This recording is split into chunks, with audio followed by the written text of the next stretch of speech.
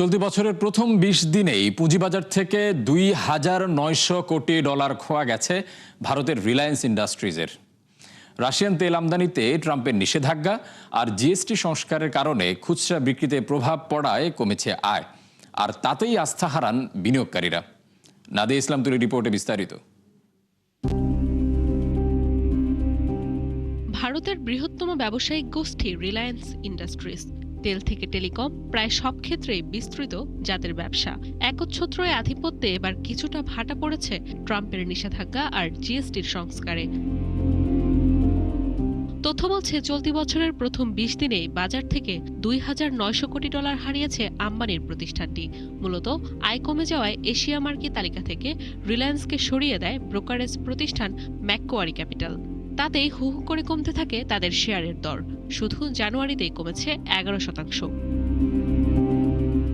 এদিকে রুশ তেল সংস্থা রোজনেফট ও লুকোয়েলের উপর নিষেধাজ্ঞা আরোপ করে যুক্তরাষ্ট্র, যার প্রভাব পড়ে রিলায়েন্সের ব্যবসায়। রয়টার্সের তথ্য অনুযায়ী ডিসেম্বরে রাশিয়ার তেল আমদানি 32% কমিয়েছে রিলায়েন্স, যা গেল 22 মাসের মধ্যে সর্বনিম্ন।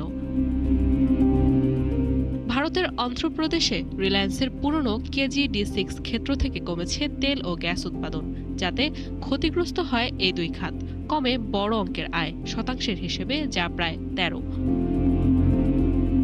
এছাড়া উৎসবে ছাড়, পণ্য পরিষেবায় কর, হাইপার লোকাল ডেলিভারিতে বিনিয়োগ আর ভারতের নতুন শ্রম আইনের প্রভাব পড়ে খুচরা বিক্রিতে।